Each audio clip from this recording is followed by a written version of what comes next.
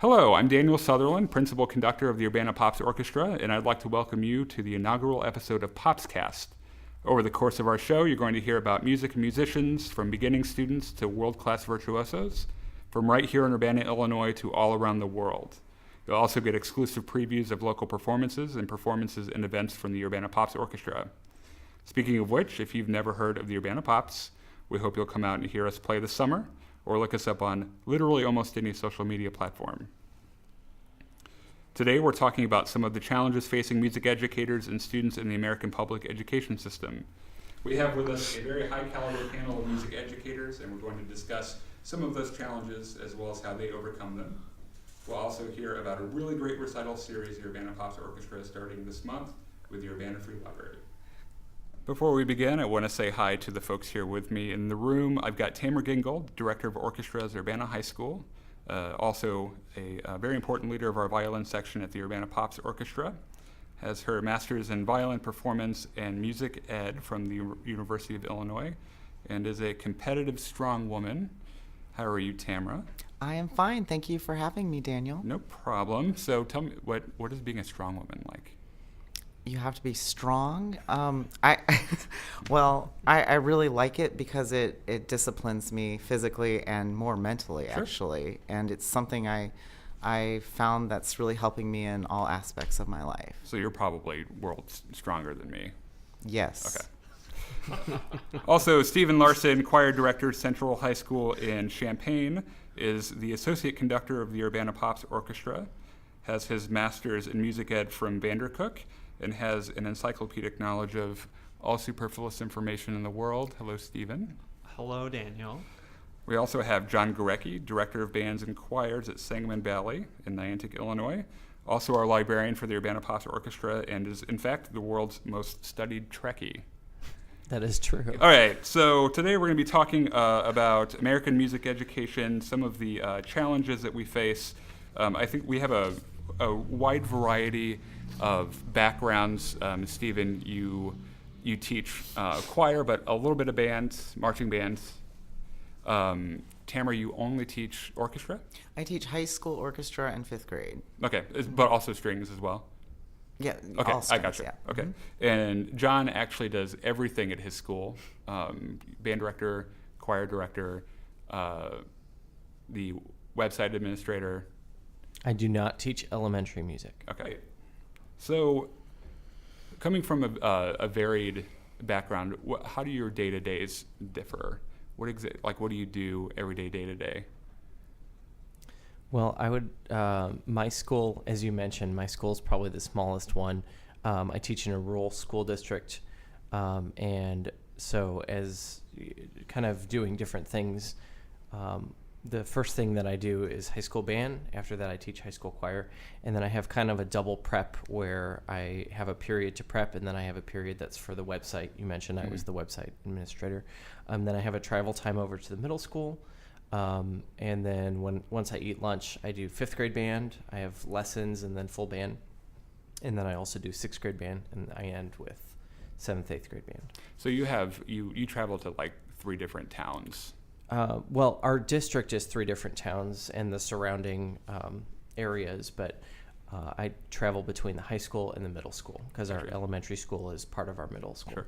Stephen, you traveled at 2 different places, right?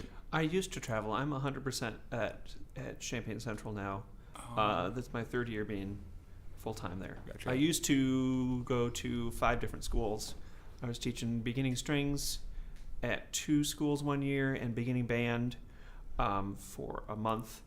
And then my schedule changed, and then I was just at 4, and then they changed those schools. And so I've been traveling. I've been teaching, taught almost everything there is to teach. Right. John mentioned prep periods, and I assume all of you have them. How much of that is actually useful to planning out your rehearsals with your ensembles? Do you have enough time? Do you wish you had more time? Do you just do it at home and then eat lunch on? I'll answer that. I teach 14 different classes between 7 schools. Oh my God.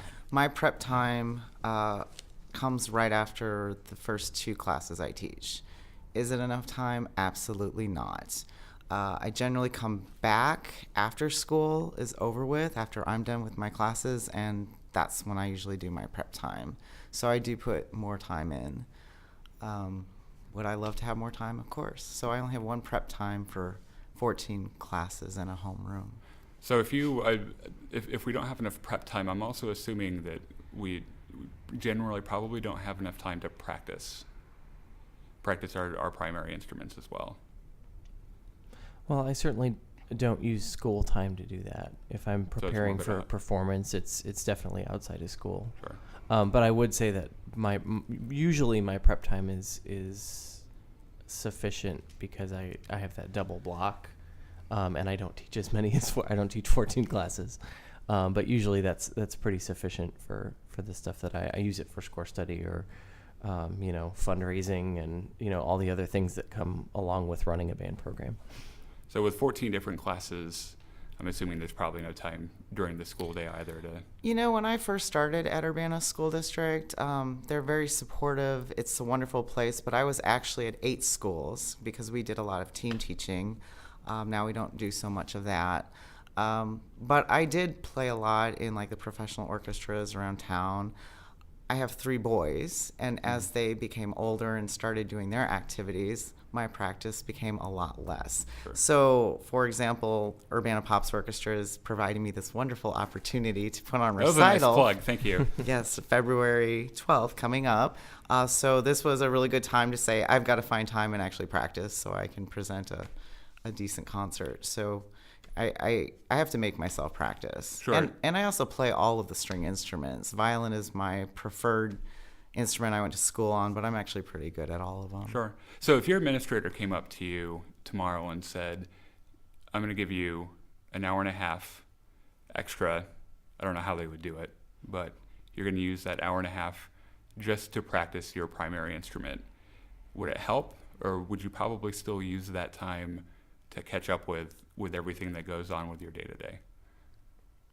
I would hope my administrator wouldn't tell me how to use my time like that. That's a good point. Because the plan time is actually in our contract, and I assume it's in Tamra's too. So we're guaranteed a certain amount of time to plan for our lessons.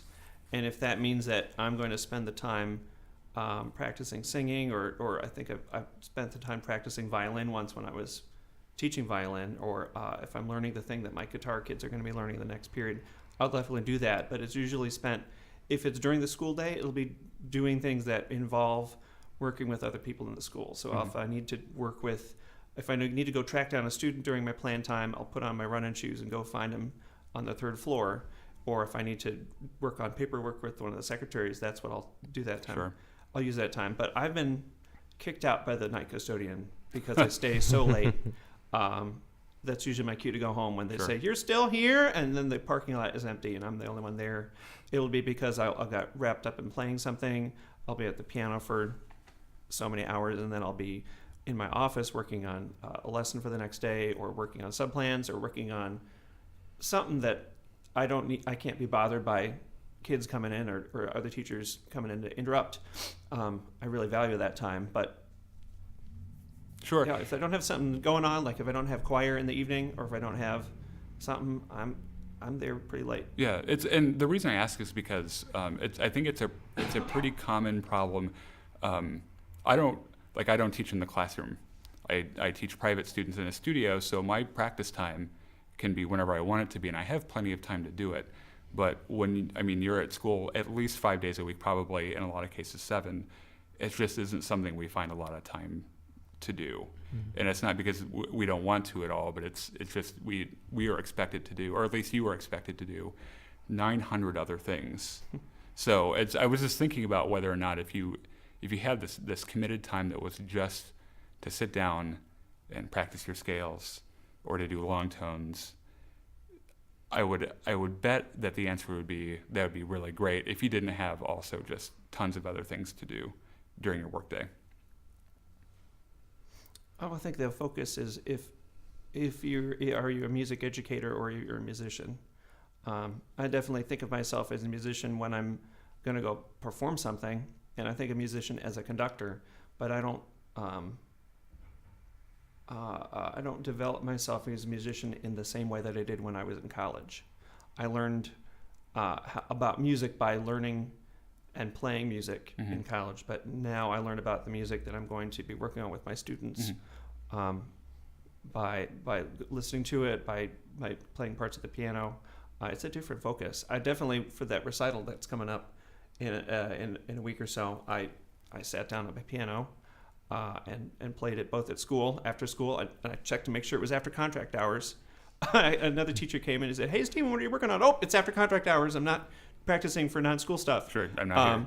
But definitely was like, I had to analyze the music. I had to go make sure I had all the fingerings in, erased some things. Sure. Yeah. So, I mean, you practice a whole bunch, just not things that are just for your instrument. You practice the things that will benefit your students. Is that enough to be a good musical model for your students? Well, I think it is. I don't play for my students. I don't play piano for my students. My instrument is piano. And now, actually, I have a piano at my home, so I play a lot more than I used to because I actually have an instrument. But I sing for my students. I model for my students, and I make sure that I'm in at least one or two choirs outside of school so that I know what it's like to be a choral musician. And I can say, "Hey, I was in choir the other day, and what my students like to do is they like to have their phones out during rehearsal, and it takes them away from the rehearsal." Yeah. And I have to tell them, "Hey, I was at rehearsal the other night, and one of the basses, he had the Hawks game on his phone, and he probably didn't get a lot out that rehearsal." Sure. So that might be something to think about. You're not getting out of this rehearsal as much as you are. Sure. So it's moments like that I'm glad that I sing in a choir and practice singing in an ensemble. Yes, and speaking of outside organizations, I know, like John, you sing. Yeah, in a Stephen and community I choir. both sing in Opus 24 in Decatur, and like Stephen said, it's a great chance to actually get to practice in an ensemble. Bring back things every week. I learn many things every single week with Mr. Scott and Opus, and it's a great experience.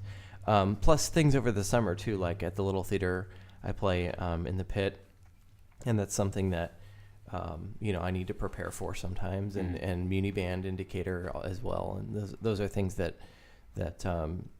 you're talking about, kind of furthering your own musicianship. Sure. Those are maybe events that you have to spend some time working on your own skills as a musician. And you play quite a bit for your students as well. I do.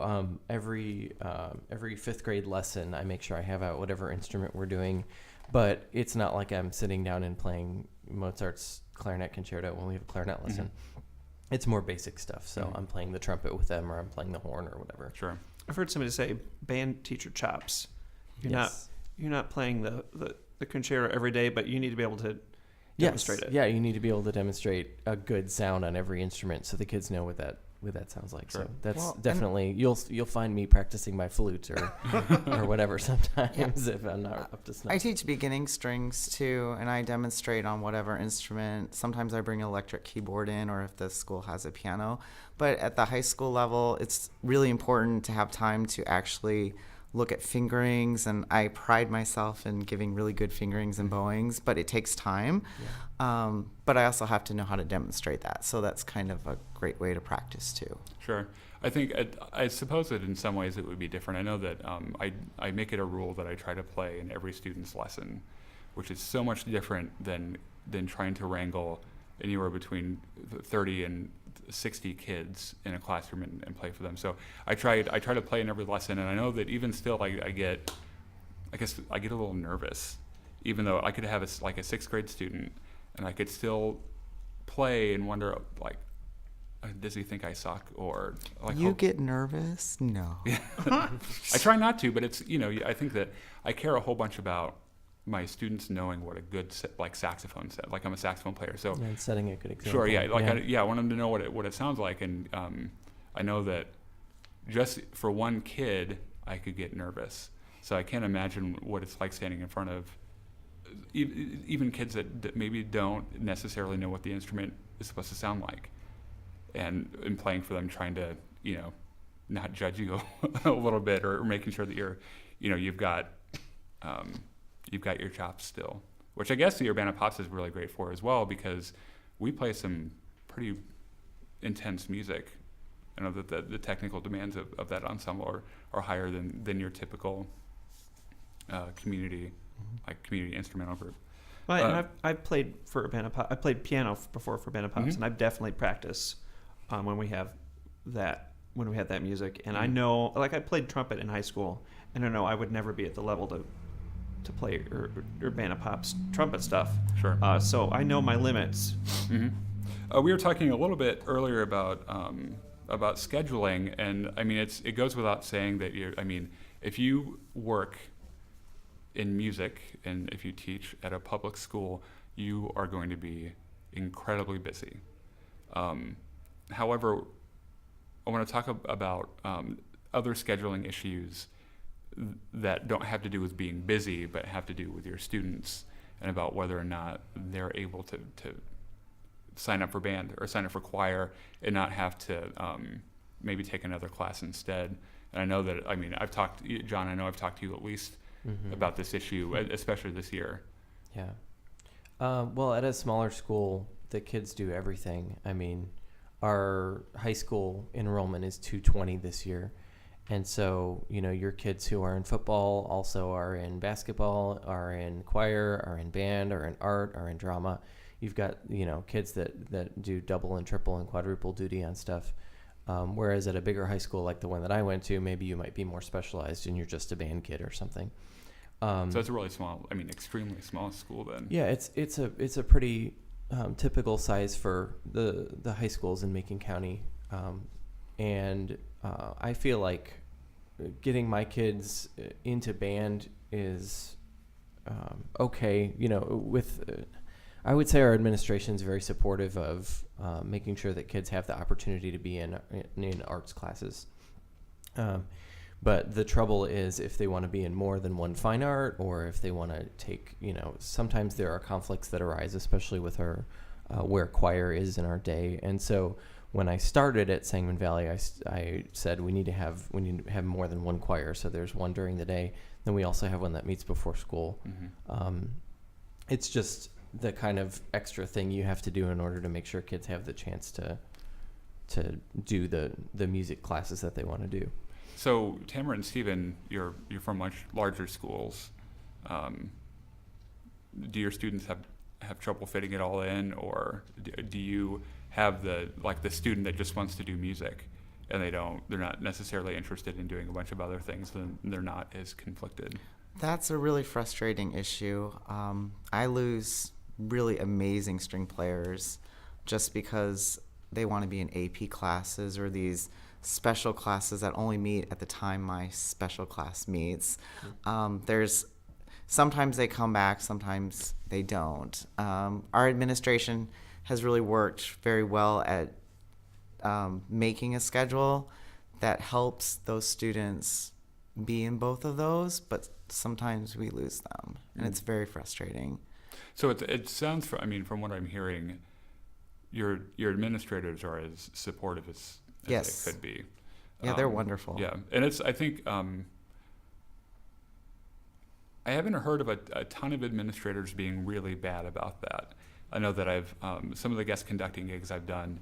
It seems like, especially around here, even though that some of the more rural schools in Central Illinois are small, some of the places I go to guest conduct, you always hear from the teacher that, we don't have as many kids as we want, but our administrators are really supportive of it, and they understand how important the arts are. If you were to talk to an administrator that we've heard of in school, when we're in college, we hear about administrators that we should be wary of, or at least be careful of. What would you want from them? Let me rephrase. If you all of a sudden became the superintendent or the principal at a school, what would you make sure that your school district was doing to support the arts? That's a very loaded question because that involves several years of a degree in superintendency and administrative. I do think that the people who I've seen who are music teachers make really good administrators because they're used to thinking about the big picture. But when you talk about scheduling, I'm so glad I don't have to figure out the schedule for my school because I always think, well, that's why they have that degree. We'll have a problem with their schedule, and I have a department head who's really good about identifying those issues and taking the issues that we have to our administrator and saying, look, these are the problems, please fix them for us. Sure. And because they're the ones who are responsible for that. I can't imagine being an administrator. So that's one of the things that you would want to make sure that the schedule is like there, at least people have time to do it. Like I said, I haven't really heard a lot of horror stories just from the people that I work with or the people I know about administrators around here not placing a value. And the one thing I was also thinking about this the other day, we find ourselves constantly defending teaching music. And it's not because of the people that we work with necessarily, but because maybe some people don't put as high appreciation on it as maybe we do. And we've learned all of the reasons we should teach music, right? So we know that it improves reading skills, it improves our math skills. Generally, you do better on standardized tests. And we use all of these, we just have all of these memorized things that we can just fire off rapid fire. And I wonder sometimes why just being a musician isn't a good enough reason. That sure, it does all these really great things for us. It makes us, count better and everything, but that we don't teach music just because it's going to make someone's math skills better, or it's going to bring up standardized testing scores. That being a musician and learning how to be a musician just makes you a better person.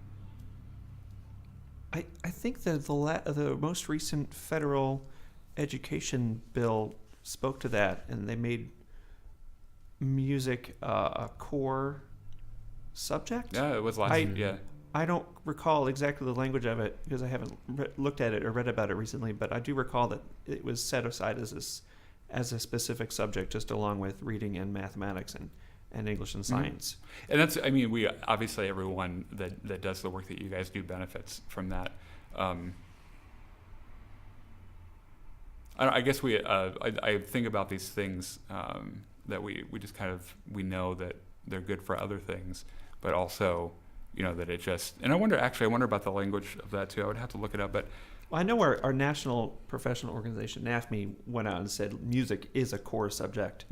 And other teachers all laugh at us because it's not set up that way in most schools. It's called specials, and it's a special subject, and it's used in elementary schools to give other teachers their plan time. And you will get a 30-minute lesson. It's not because the kids deserve 30 minutes of music. It's because those other teachers get 30 minutes off. Sure. And you get in trouble. I taught K-6 music for a year, and you get in trouble you get a strongly worded conversation if that other teacher got 29 minutes off instead, or one teacher got 32 minutes. And that's how music is in most schools. But it is instead of just acknowledging the fact that every kid has a natural right to learn how to use their instrument. What troubles do you have about, and I know this is probably a loaded question, and I don't want to put anyone on the spot, but if you were to tell us about how happy or unhappy with your general funding for your respective departments, do you have enough money? Do you have not enough money? I guess I'll start with that one. We never have enough money for the need of a lot of our students. Our population, there's 65% lower income. It's a different population of families now. French speaking, Hispanic. There's just so many people that need so much. We do a nice job of fundraising. We have something called capital outlay, which I think a lot of other schools don't have. So Urbana, again, it's a wonderful place, has set aside money for us to spend a little bit, but we just need more. Sure, and I just remembered that your colleague, also principal clarinetist of the Urbana Pops, Karen DeBush, Karen, yeah. she is constantly fundraising. She is. She does a great job fundraising. I wonder maybe if that is because the federal and state budget for education isn't large enough, or if it's because the money that's given to them, maybe just enough of it isn't allocated for music. Well, I would say every district is different with how they allocate for different things, but for schools like Tamra was talking about, where we have a very low income student population, if you've got a district like ours, part of the federal, or not federal funding, but state funding comes from your property values. Sure. And the money that comes into our school district, there's not a whole lot of it, because we don't have, multi-million-dollar homes in our district or anything like that, like some of the surrounding districts might have. But I would say I'm happy with the fact that my administrators support me enough to recognize that music is important, and that the things like music, like sheet music, they'll recognize that, oh, you need sheet music, and so just like a textbook or something like that, they'll say, we'll buy you a piece of music for this concert so that I can continue adding to my library. When it comes to big ticket items and things that, like, maybe things are falling apart, we got some new music stands last year, but aside from that, most of the big stuff like new instruments or things like that just doesn't fit into our school's means. And so, yes, we do end up fundraising a lot. And I wish we didn't have to fundraise a ton, but Sure. It's just something you have to do to run a successful program, I think. Well, and at Urbana, we have a scholarship program called the Evelyn Underwood Scholarship Program that was She designed. was my 6th grade counselor. She was your sixth grade counselor. Wow, what a small world. But that's been a really significant program in our district. The problem is the amount that was given for it has remained the same. And with the growing lower income population and the growing development of the string and the band program, which is a good thing because we want the kids to play, we want them to support the arts, the music. That's what it's all about. It's not, maybe some of them will go into the profession of playing an instrument or singing or go on to be a big star, but we want people to support the arts. And that's something big that I discuss with my students on a daily basis. But there's no change in the amount of money. Sure. So you have more kids playing instruments. You have younger kids breaking instruments. Yeah. Where's the money coming Sure. from? Thus Karen and her fundraisers. Right. Thus Karen. When you take a look at the federal budget, for example, and you see what money is spent on what, and I'm not interested at all in having a fiery political discussion, but I would feel comfortable in saying that we just don't allocate enough money for education generally. It's a fairly big part of our federal budget, and that's great, but it's nowhere near as big as it should be. And I think that would directly help music teachers as well, because I think you have a good point. You can build support as much as you can in your community and with your parents, like your band kid parents or your orchestra parents. But if they don't have the money to help the band program out or the orchestra program, they just don't have it. It's not there. And speaking of parents, I know Sangamon Valley has a wonderful parent interaction with their We have the program. music boosters, Yeah. they help a great deal. I'm very grateful for their support. So do you guys ever feel like you interact with a parent that just makes you want to pull your hair out a little bit? Whether maybe it's not if they don't see the program as important as you do, or they just have they put a different priority for the program as opposed to something else that maybe your school does, like sports. I recall very vividly the music ed professor at Millikan saying, no one will care about your program as much as you do. So you have to go into your classroom knowing that you're the one that cares the most about the program, and you'll have kids that are thinking about all different kinds of things and different interests. And a few years ago, I had a student. He was a really skilled percussionist, but he discovered he liked singing. So he decided to sign up for choir, and I was really great to have him. But then I found out that the band teacher was really disappointed that he wasn't going to have the student in band that year. So I really have to think about, am I going to pull kids from band? Am I going to pull kids from track? Am I going to pull kids from basketball? They're not going to be able to do these things if they're in my choir program or guitar program. They have different interests, and sometimes for this year, for example, a lot of students want to do drama, and it was at the same time as choir. So they had to decide if they're going to do choir or they're going to do drama. They decided to do drama this year. Yeah, actually, that's an interesting take on our scheduling discussion. Is that we always talk about whether or not our students have time because they have to take that one math class that year, if they have to take something. But we also find ourselves unwillingly pitted against other arts programs, and they're really important to support because what they're teaching is just as important as teaching saxophone or teaching band, but there just isn't enough time for that. And I know that you only have 24 hours in a day. Very few of those actually happen at school. So I understand that, but it's got to be frustrating. The 1 year they call it singleton classes, the AP something. At Urbana, I recall all the really, really skilled kids in marching band. Marching band was first period, and suddenly we didn't have any seniors 1 year because they were all taking AP physics or something.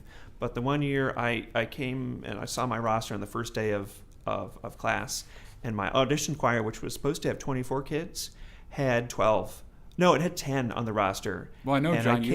John has a really similar thing as well. I came in on the first day, and I saw those 10 kids, and I called some parents. I said, I saw that the student, she's not on the roster this year. I said, what do you mean? She signed up for choir.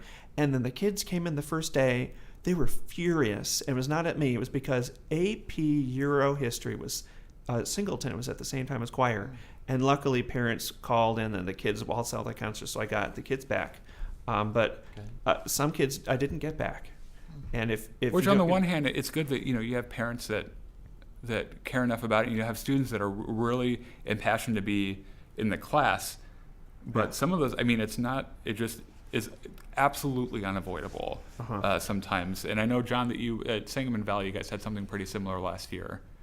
Yeah, we had a scheduling snafu where they added classes but didn't think about how it was going to affect my numbers for choir. So It was a similar thing, but I've been assured that the problem is fixed for next year. So we're also talking about, just in this idea of talking about other classes that our students have to take, we have a responsibility to teach some of those things through music, and not because they would do well on tests, but it's our responsibility to. For example, I remember this class at Millikan that I took called Teaching Literacy in the Content Area, where it didn't matter what subject you were teaching, but the idea that it was your responsibility to teach literacy through music, and or math, or any subject that you were teaching. It was your job to make sure that those kids knew how to read. What do you guys do to do that? Well, I just have a quick little anecdote about literacy, and that is that I think I agree that we should be teaching kids about, just like music makes you a better person, knowing how to read or knowing vocabulary or knowing how to communicate with other people, I think is just as important. And so in most of the stuff that's targeted that I do like that is at the 5th or 6th grade level. So for example, when we play a piece, we talk about the vocabulary that comes with it. So why does this say menacing at the beginning of it? Mm-hmm. What makes it menacing? What the heck does that mean? So we'll talk about things like that. But it also, it's mainly for their music literacy, but they'll learn stuff that they need to learn for communicating better, just being a better person. I think we face more of a challenge to teach literacy as well, because we teach a different language. Mm-hmm. Yeah. We don't teach primarily the English language. We teach a foreign language with foreign symbols, and also, just for fun, Italian or German or in any of these variety of things. And I think we're particularly challenged to find time to make sure that our kids know how to read, which is very, very important. I would like to add to that too. the state always implements new ideas for the teachers to come up with. For example, like there were the KUDs, now there's the SGOs that have been happening at Urbana for a while. I don't know That's what that is. the student growth Oh, objectives. yes. And they're really great because you set a goal and you have to demonstrate. It's part of your evaluation, so you have to meet that expectation. So you have to really think about how can you do this, and I mean, it's basic teaching. If you're a good teacher, you'll do it. That's what you should be doing on a daily basis. Stuff we're doing anyway. Yeah, stuff you're doing anyway. But now with the new standards and trying to teach literacy in a music class like you're doing, which is a great job, but you can tie it into so many other things. Like, okay, we're doing a piece on Mozart. Well, what period of time was he from? Classical. And you can talk about terminology, what was going on at the time, make it fun. Like, we're just not doing a piece by Mozart. Like, what are we feeling? What kind of energy do we need to bring to it? And that's what I like to teach in my class. It makes it more interesting for the students and myself as well. I'm sure I bet. Yeah. I'm absolutely confident that you learn things better if they're within another context. Mhm. So, for example, my students... There's a word hate- for that. I can't remember what it is, though. Oh, there probably is. I don't know.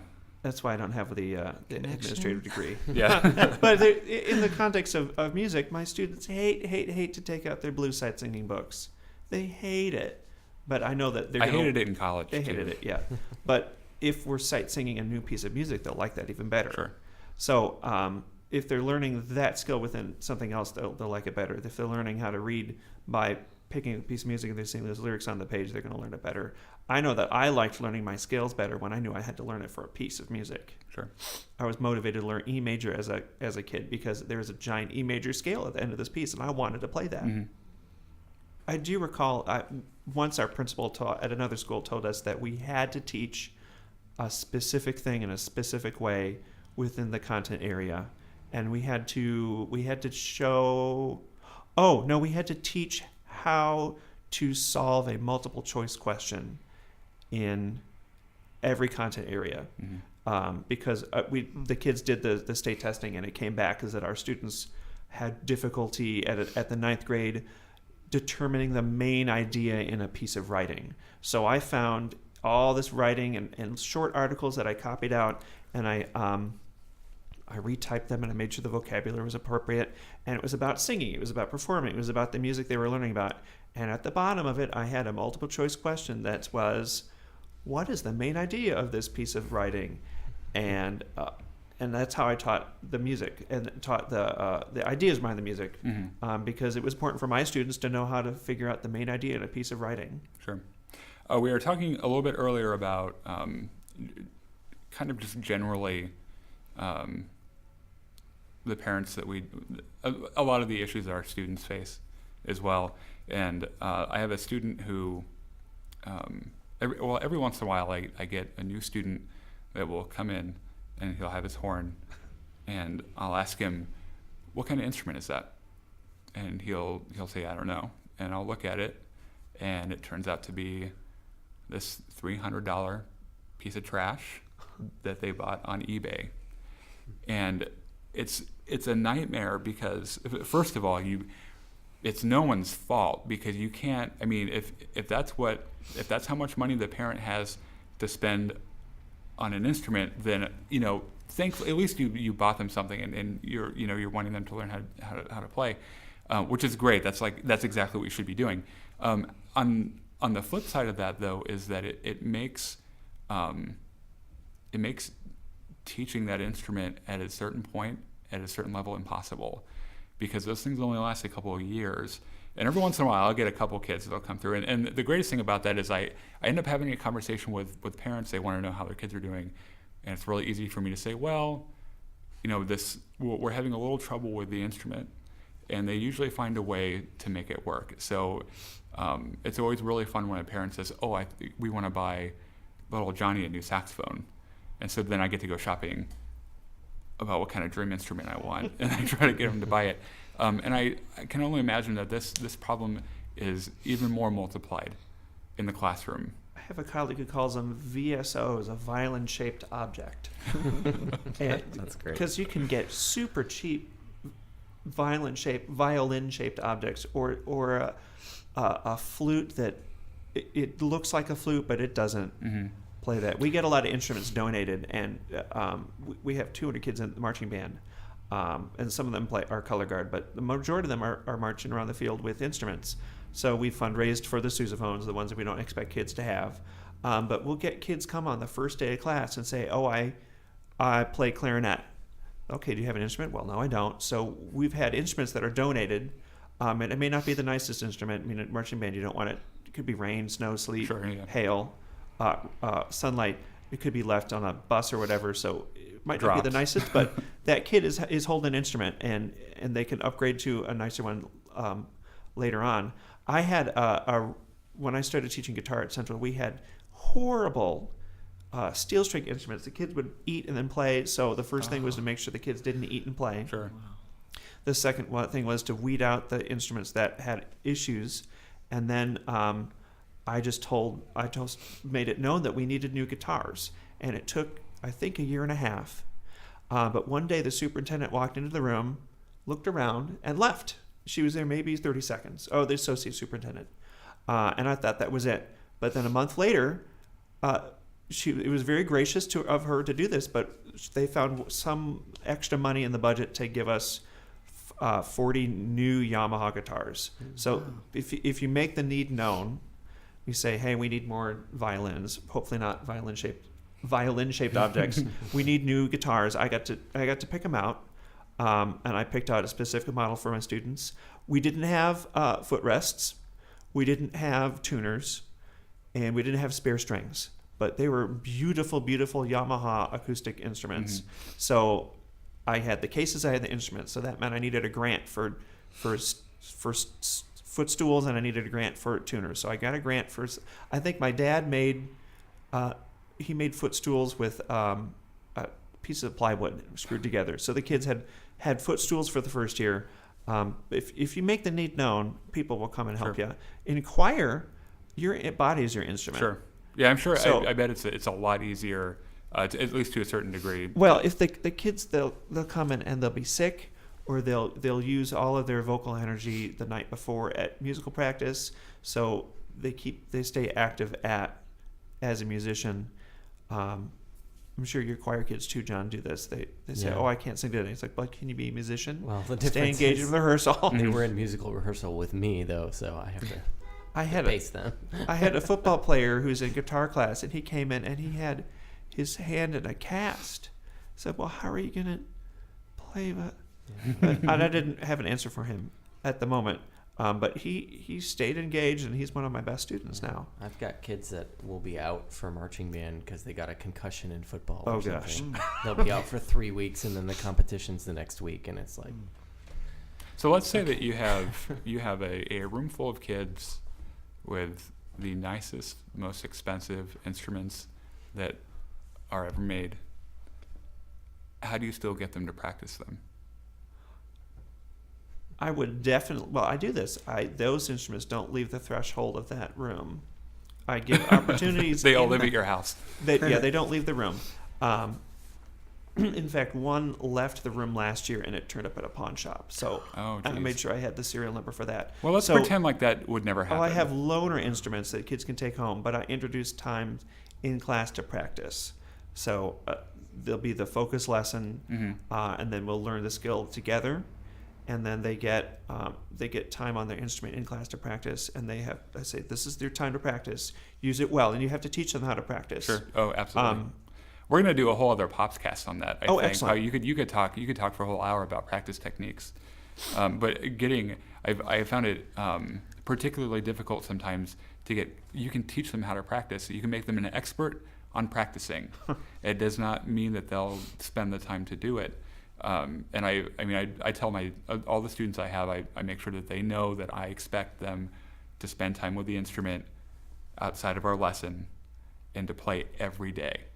Because actually, being the strong woman that you are, Tamra, you might appreciate this. I talk about how it's a lot like lifting weights, and how if you don't exercise the muscles, they're weak. They're weak muscles, metaphorically muscles, or like metaphoric muscles, or I mean, literally like your embouchure or whether or not you can hold your arm up.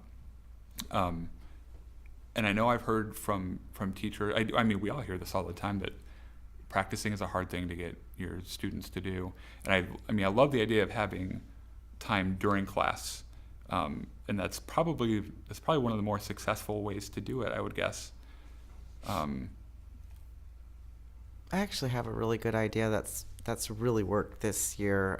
When we do performance tests, usually I would videotape them outside the room, and I still do that.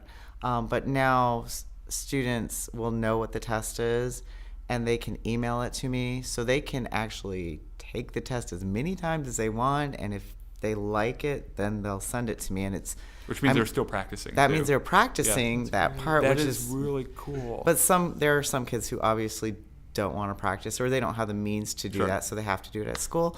But I've been doing that this year, and it's really been productive. It's exciting. Yeah, I think it's worth saying that you said having kids that don't want to practice, and that almost to a T described me in 5th and 6th grade. I hated practicing. It was mundane. It was boring. I wanted to play Nintendo 64, which had just come out. And it wasn't until I went to camp one summer at ISU, and it just kind of clicked that, saxophone was really cool, and I wanted to be really, really good at it. I wanted to be good at something. Like, I wanted to be that guy that did that one thing that was really, really great at it. And I started taking it a lot more seriously. Yeah, I agree with Tamra that the giving them tests or having something that you're practicing for, it's just like us when we actually get to practice our instruments. We're aiming for something. We're getting ready for a performance or something like that. And I think that's the best way to. My kids will, in the middle school context anyway, they'll practice a whole lot harder if they, instead of just saying, oh, you have practice homework, you have to fill out your journal for Monday, it's due on Monday, practice over the weekend. It'll mean more if, oh, there's a quiz on it, and we like the same kind of thing where I'll record them. We'll use our iPads, and they'll each have to go in a room and record, and they get graded on that. So for some kids that motivates them. For other kids, it's just the concert's coming up. We want to be really good at our part. We want to impress our parents or whatever it is there. Well, and then younger kids. I teach 5th grade. I mean, the stuff in the book is okay. Who are we kidding? It's boring. You can only play Lightly Row. Lightly Row, So Mary many Had a times. Little Lamb. Yeah. But if you give them a song like Frozen was a big deal. Oh, sure. And Urbana there are some Pops did video Frozen games. too, yeah. Yeah, there are video games where kids they'll practice them. They'll come back. I mean, it's pretty amazing. If it's give them Star something they Wars, really Star Wars, I they'll love be into that. it, yeah. That's a big one. Just as a side thought, I'm wondering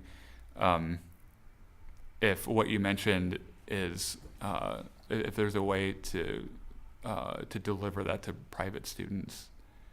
We were talking about earlier about how you have your kids practice and having them record and letting them do as many takes. I bet that could also be modified to work with private students and private studios too. Yeah. Speaking of students, February 12th, Tamra, you're going to be appearing at the Urbana Free Library, who we have a really great relationship with. We have a treasured relationship also with Urbana High School. But we do this recital series every year. We usually feature a principal player. We try to get as many students as we can. And from what I understand, you have a larger proportion of students than we normally do. Yes. So what are you guys playing? Well, me personally, I'm playing The Meditation from Thais by Massenet and Dance Espagnol by Defaya. Where the kids are actually going to play a piece called Warrior Legacy. And I'm actually taking a group of 39 students to New York to compete in the National Orchestra Cup, which is March 4th. So that's in about a month. Sure. And that is one of the pieces we're playing. So I'm really looking forward to that. I'm also featuring 2 students on the Vivaldi cello concerto for 2 cellos. And then we have a small group of students who are accompanying them, obviously. And these are all high school students, but I did invite a couple of middle school kids who, one of them is my private student, and the other one is just awesome too. So, but they put a group together for, I think, a church performance or something, and the cellos can't actually play. But I heard it, and it was really good. Like, they rehearsed, and so I invited them to play, and I told them I would play the cello part, so that'll be fun. So you're going to play cello during the recital? Sure, why I don't not? think I've ever seen you play an instrument that wasn't violin. I'm actually. It's not like I don't pretty good believe at you. them. I know that you. Obviously, you can't. I don't think I've ever seen it before. Is it in D major? I could play it. I don't even Is know. it just They haven't open given me strings? the music yet, so we'll see. And then we'll have some other pieces. So it's going to be a great performance Sure. and age appropriate. And I might have a couple of my fifth graders who are just. I mean, these guys practice, and ironically, they seem to be mostly boys, Mm-hmm. but they're really excelled, and they should be featured too. Sure, So they might yeah. play a couple of tunes. It'll I be fun. notice also you have a violin here, and there's a beautiful piano as well. I do. So I was wondering maybe if you would play a little bit for us from your upcoming recital. I suppose I will. Thanks. Yeah.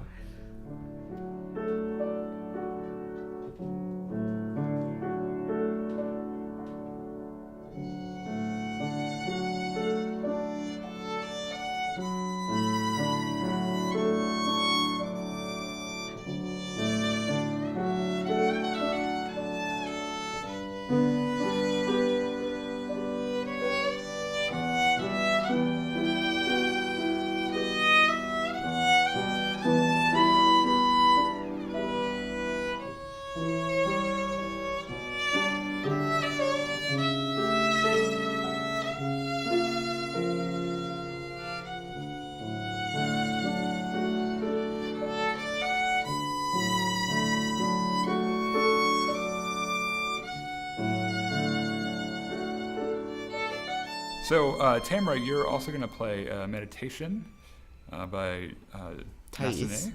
Yeah, by Yeah? Massenet. A pretty standard piece of the string repertoire as well. Correct. I think I've also played an arrangement of that on saxophone too.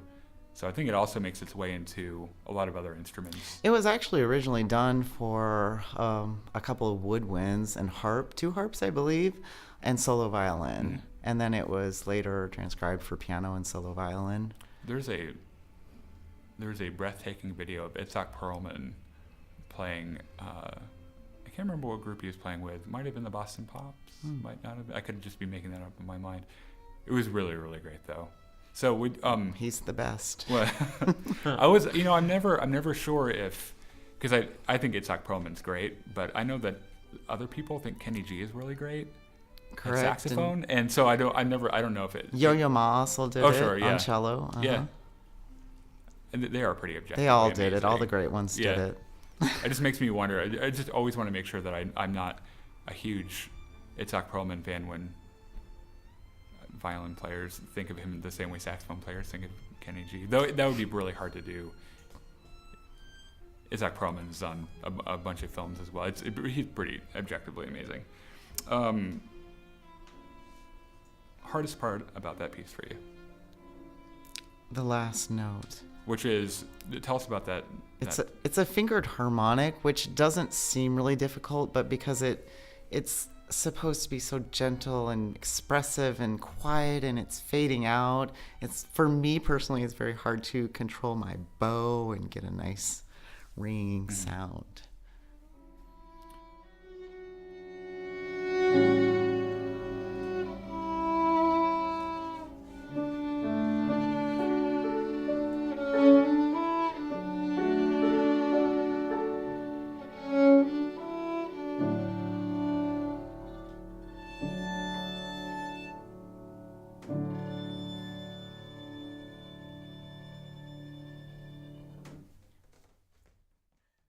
Tamra, that was gorgeous. Thank you.